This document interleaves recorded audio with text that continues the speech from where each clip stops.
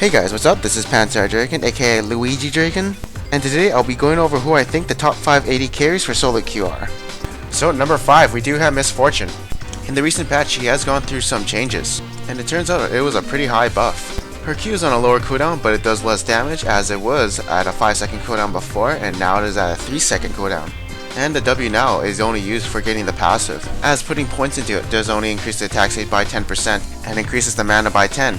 So now Miss Fortune users can max out E, as the base damage on that is pretty good and the utility coming from it is pretty good too, as it does slow a lot of people. This is a pretty good buff, as previously Miss Fortune users had to max out W, but now can max out E for utility and base damage.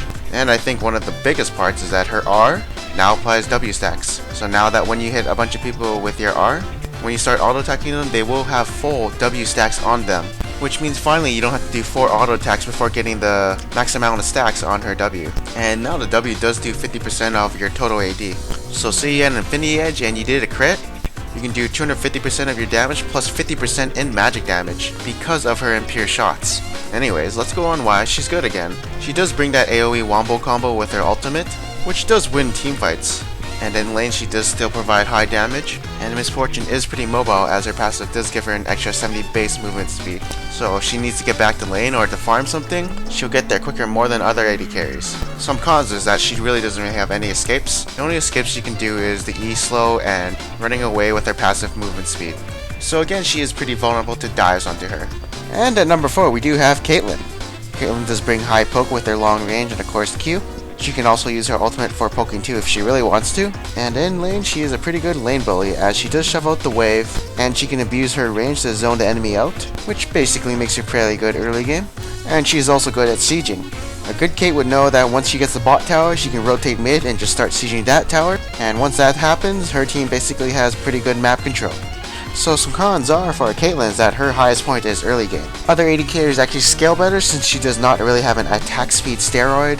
She doesn't have anything that amplifies her auto attack damage except for her headshot, but that only comes up every 7 to 5 auto attacks, and most AD carries nowadays do have some kind of amplification or attack speed steroid. And another con is that her escape move can be interrupted. In the animation where she is dashing, she can be hard CC'd to interrupt the dash and it won't go the full length. So it can be unreliable sometimes. And at number 3 we do have Lucian.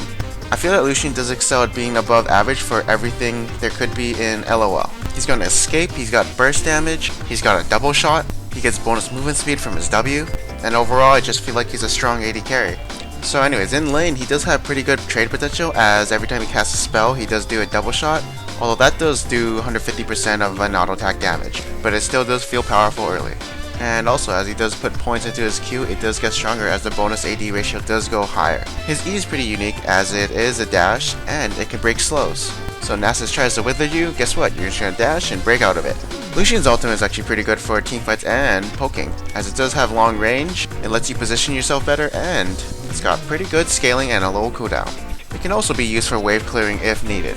So a con for Lucian is that he's one of the AD carries who don't provide crowd control, the other being Sivir, Ezreal, and Corki, although that is fine for the damage that he can provide.